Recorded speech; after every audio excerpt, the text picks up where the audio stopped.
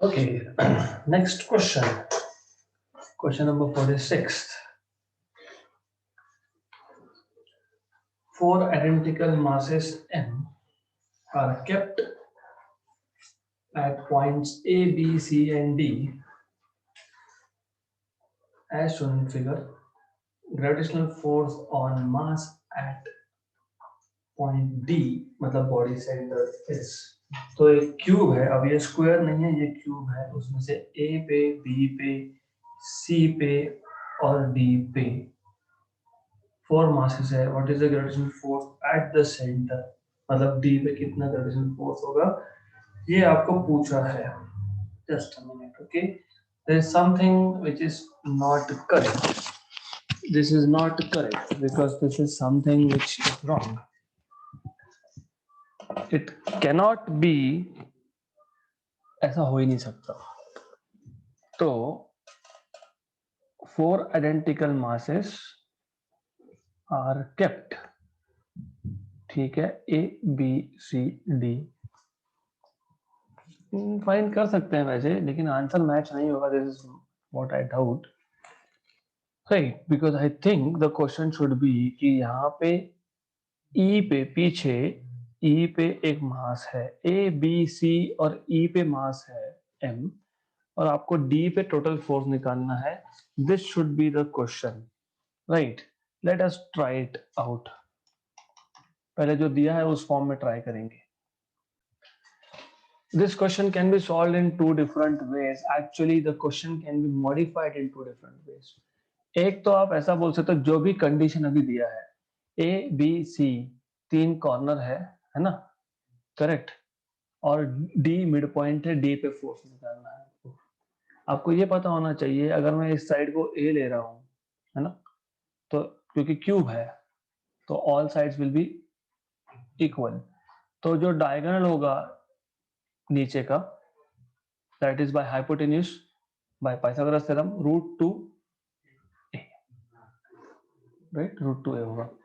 अब ये √2 a है, ये a है, तो ये जो डॉटेड लाइन है diagonal between opposite corners of the cube, ये 2a² प्लस a², 3a² का रूट, मतलब ये टोटल डिस्टेंस हो गया √3a. देखो ऐसा है ना, ये a, ये जो है, ये जो लाइन है नीचे वो √2a है. मैं एक काम करता हूं just to make it simple for you. If I apply Pythagoras theorem and if I find the distance of this red line will turn out to be √2a, है ना, ये √2a होगा.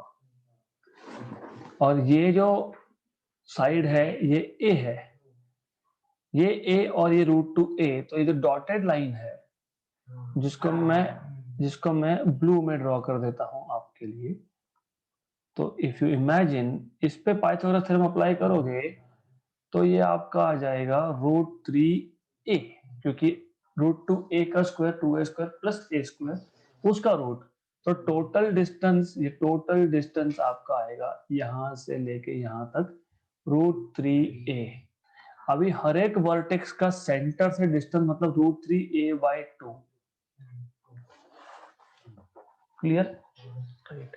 तो डी पॉइंट पे जो force लगेगा, force at D will be force at D due to A plus force at D due to B plus force at D due to C.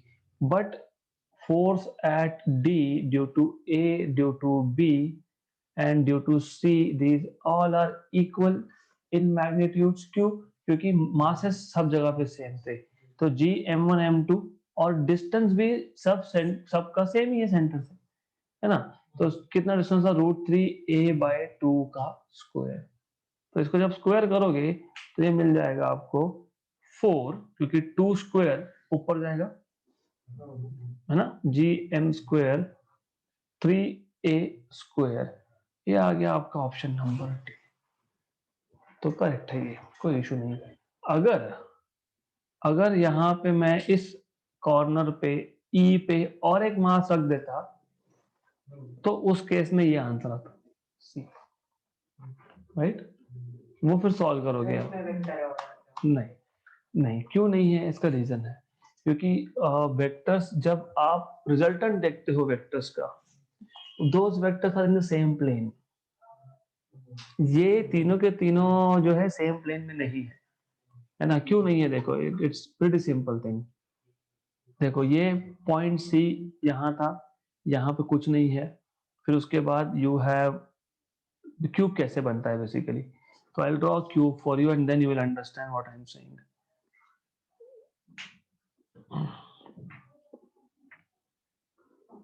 Cube has 6 faces. Length of area of each face is the same. मान लो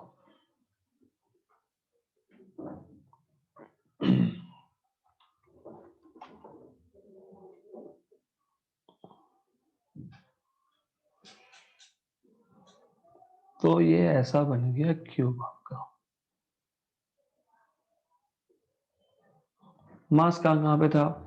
मास आपका एक तो ए पे था, दूसरा यहाँ सी पे था, और फिर उसके बाद यहाँ पे एक बी पे है, और एक सेंटर में है डी पे। डी पे मास है। नाउ इफ यू सी, ये जो force on D due to A है, it is in this direction. Force on D due to C जो है वो बाहर की तरफ यहां आ रहा है, एंड ड्यू टू बी जो है it is going outwards from this direction. Right right. तो वो ऐसा है बेसिकली। हाँ, यस, अलग अलग प्लेन में है, इसलिए रिजल्टेंट नहीं देख रहे हैं हम लोग। When there are two vectors in the same plane तो रिजल्टेंट देखेंगे ना, तो इसलिए टू प्लेन्स के लिए रिजल्टेंट जब लेना होता है तब, क्योंकि दो प्लेन के वेक्टर्स ऐड या सब्ट्रैक्ट हो जाते हैं to give you a single vector basically. तो in that case you are supposed to take resultant. Okay, then next question. A geostationary satellite is revolving around the earth.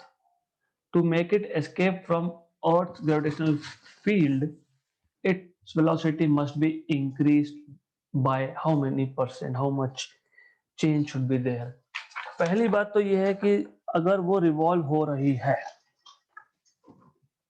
Satellite is revolving, it should have velocity equal to critical या फिर orbital velocity. Correct. उसको escape करवाना है तो velocity should be given, that should be escape velocity. Do you remember critical velocity और escape velocity में ये relation था, है ना? गुड। अगर ये नहीं पता होगा तो फिर then you will be solving it in a lengthier way. If you know this तो बहुत इजी है। क्यों? क्योंकि आपको ऑलरेडी पता है कितना वेलोसिटी है, इतना है, कितना देना है, इतना देना है। तो इसका मतलब escape minus orbital upon orbital into 100, this should be the change। मैं वापस समझा रहा हूं, सैटेलाइट अगर अर्थ के अराउंड रिवॉल्व हो रहा है तो it is already having critical या फिर ऑर्बिटल वेलोसिटी। उसको मतलब ये v1 हो गया आपका, उसको एस्केप करवाना है मतलब ve उसका वेलोसिटी होना चाहिए, मतलब v2 हो गया। तो what is increase? v2 minus v1 upon v1 into 100। v2 minus v1 into 100। Right. जिनको ये समझा है ठीक, जिनको नहीं समझा है उनको वापस बता देता हूं। ऑलरेडी ऑर्बिटल वेलोसिटी है, हमको देना है escape so that it escapes from the earth's gravitational field, मतलब v2 minus v1 upon v1 into 100। this is will be the percentage change। तो v2 minus v1 upon v1 into 100 ये आपको find करना है basically. Right, and you already know, ऊपर एक formula लिखा है हमारे पास, उससे ही ये हो जाएगा। कैसे? तो मैं इसको ऐसा लिख सकता हूं, escape velocity is equal to, you know, root 2 is 1.414 into v0। Can I write down this as 1 plus 0.414 into V0। 1 को 1.414 को सिर्फ मैंने 1 प्लस 0.414 लिखा। क्यों लिखा समझ जाएगा नेक्स्ट स्टेप में। Can I write it down as this? Right, अगर मैं ऐसा लिख सकता हूं तो हमारा क्वेश्चन जो है यहीं पे खत्म हो गया 41.4%, क्योंकि VE minus V0 equal to 0.414 V0, मतलब VE minus V0 upon V0 is 0.414 multiplied by 100। हो गया आपका आंसर खत्म, 41.4। तो अगर आपको बेसिक्स पता है तो कितना फास्ट क्वेश्चन सॉल्व हो सकता है ये देख के ही समझना चाहिए था 41.4, because VE is root 2 V0, मतलब VE इज 1.414 V0। अरे मतलब ये कि VE जो है ये V0 से 41% ज्यादा है, 41.4% ज्यादा होना चाहिए।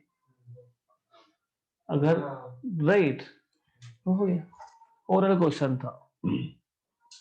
अगर ऐसा होता, सपोज सपोज सपोज बोल रहा हूं, हाँ, अगर ऐसा होता VE is root 3 times of V0 तो 1.732 मतलब 73.2%।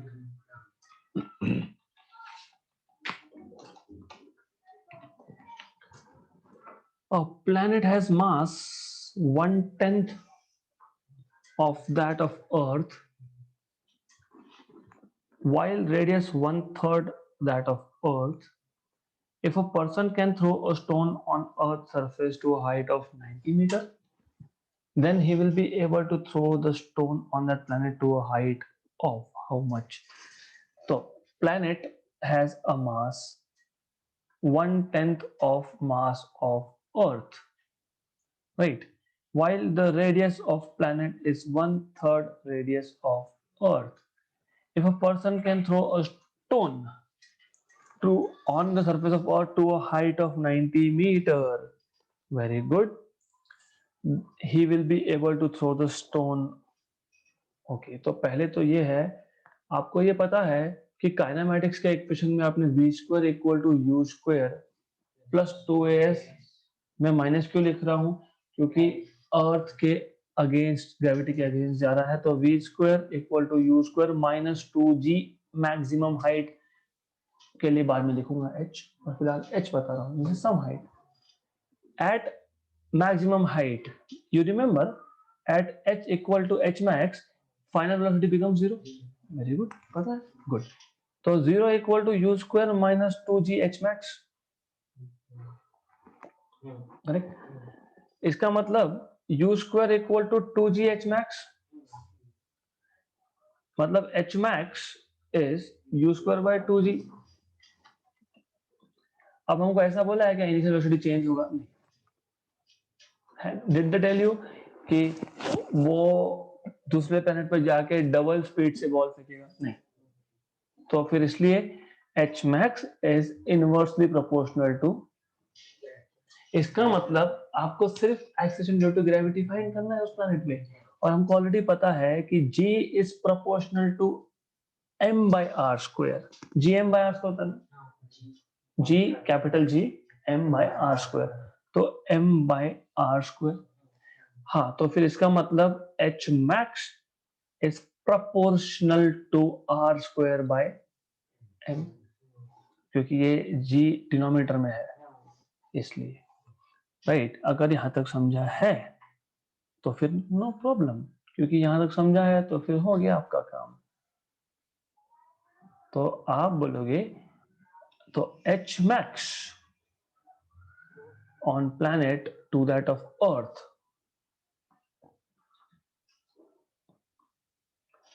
h max on that planet to that of h max on Earth is equal to r square, मतलब r planet upon r Earth का square m earth upon m planet, r planet by r earth ये 1/3 है, तो 1/3 का square है, m earth by m planet ये 10 है, 10 है ये, तो ये आ गया 10/9, तो height, maximum height on planet is 10/9 of maximum height on earth, and maximum height on earth was 90 meter, so on planet will be 100 meter, on that planet it will be 100 meter, option C, right? This is how you are supposed to solve this particular question. ये मैंने करवाया है, मैंने बताया था कि एक बहुत लंबा कैलकुलेशन था, 6 in terms of, yes, in terms of earth radii आपको हाइट फाइंड करना था, मैंने बताया भी था कि ये फॉर्मूला के टर्म्स में भी आता है, नहीं आता तो बता देता हूँ। Given radius of earth R, length of day T, height of geostationary satellite is, देखो do you remember T square is equal to 4 pi square upon G M R cube, पता है, गुड। तो R cube is equal to G M 4 pi square T square, पता है, तो R is equal to G M T square 4 pi square raise to 1/3, small r is r plus h, है ना, तो G M T square upon 4 pi square raise to 1/3, therefore h is equal to, क्योंकि height पूछा है हमको तो हम लिख सकते हैं यहाँ पे h is equal to G M T square upon 4 pi square raise to 1/3 minus r, तो कहाँ पे है ऐसा, G M T square, option number C, C में है ऐसा, right. At what height over the earth's pole, earth के pole के ऊपर कितनी हाइट पे फ्री फॉल एक्सेलरेशन, मतलब acceleration due to gravity decreases by 1%, decrease by 1% मतलब 99% रिटेन हुआ, मतलब r upon r plus h square वाला फॉर्मूला, 1 माइनस 2h/r नहीं, क्योंकि 1% से डिक्रीज हुआ है मतलब 99% है, मतलब gh by g is r upon r plus h का स्क्वायर, और gh is 99% of g, 1% decrease हुआ मतलब 19% है, तो this is nothing but gh by g is nothing but 99/100, हाँ, तो इक्वेशन नंबर 1 में डाल दो ये, राइट, तो ये आप लोग है 99/100, हाँ, तो 99% बचा है ना, 1% से डिक्रीज हुआ है तो हाइट कम होगा, yes sorry, okay, thank you. So 1% से डिक्रीज हुआ मतलब 99% है, मतलब हाइट कम होगा, हाइट कम होगा मतलब स्क्वायर नहीं आएगा, 1 माइनस 2h/r आएगा, वैसे नहीं भी लिखते तो अगले स्टेप में समझ में आ ही जाता, 99 का रूट बन जाता है यहाँ पे, तो फिर सॉल्व करने में प्रॉब्लम होती है अपने को, तो एनीवेज बिकॉज रूट अगर रहा तो then it is difficult to solve, तो ये तो हो गया सॉल्व अब from 1 and 2 sorry, from 1 and 2 1 minus 2h/r, तो ये आ गया आपका 2h/r is equal to 1 minus 99/100 मतलब 1/100, 2h/r is 1/100 मतलब r/200, h is r/200, h is r/200, r is 6400, 6400 by 200, that is 32 kilometer, option number D. The height at which acceleration due to gravity becomes g/9, तो gh becomes g/9 मतलब gh by g is 1/9,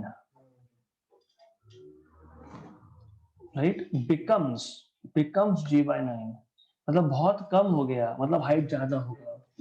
okay, तो ये GH by G कितना होता है, R upon R plus H का square, root लोगे तो 1/3 equal to R upon R plus H, तो R plus H equal to 3R, तो H equal to 2R।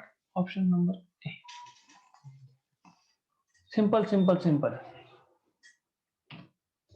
I think we have just one more question to solve in this set. With what angular velocity the earth should spin in order that a body lying at 45 degree latitude may become weightless? हमने ये 60 degree के लिए किया है, मतलब मैंने बताया था कि बॉडी के वेट को at some altitude latitude sorry, अगर वेट जीरो फील करना है तो ये होता है mg5। मास तो कभी जीरो नहीं होता, मतलब वेट जीरो होने के लिए g5 की वैल्यू जीरो होनी चाहिए, और g5 का फॉर्मूला था g minus R omega square cos square 5, right, and this has to be zero, मतलब g होना चाहिए आपका r omega square cos square 5, और उसका एंगुलर वेलोसिटी, और रोटेट हो रहा है ना, हाँ, तो अर्थ का एंगुलर वेलोसिटी, तो g equal to r omega square cos square 45, cos 45 1/√2, उसका स्क्वायर 1/2, तो omega square is 2g by r, मतलब omega is under root of 2g by r। Option number B, right. I am sorry, I have to do it little fast today because I have another class which is early today. The value of g on the surface of earth is 9.8, radius of earth is 6,100 km, average density, very good. How do you find out average density? नहीं, g is equal to gm by r square, good, but mass is volume into density, but volume is 4 by 3 pi r cube rho upon r square, cancel cancel, मतलब आपको मिलेगा g is equal to 4/3 g pi r rho. हमको क्या find करना है, rho, density बोला है, density is equal to 3g upon 4g pi r, g की वैल्यू दी है, r की वैल्यू दी है, कैपिटल G की वैल्यू आपको पता होती है 6.6 into 10 power minus 9। You have to substitute these values and then whatever answer you get is assignment for you, तो खुद करना पड़ेगा आपको ये, you're supposed to do it by yourself, but I can tell you it is very simple calculation, क्योंकि 3/4 0.75, 9.8 को रफली 10 मान लिया तो 0.75 into 10 is 7.5, मतलब ये मिला के आपका 7.5 हो ही गया, अपॉन पाई, पाई इज 3, तो 7.5 by 3 is 2.5 रफली, तो ये 2.5 हो गया, अपॉन जी 2.5 by 6.63, है ना, ऑप्शन ए आएगा, 5.29 के आसपास आएगा आंसर, तो आप कर लोगे, तो you will do it by yourself. Okay, so we'll stop here. One set is over and we'll start with next set in the next session.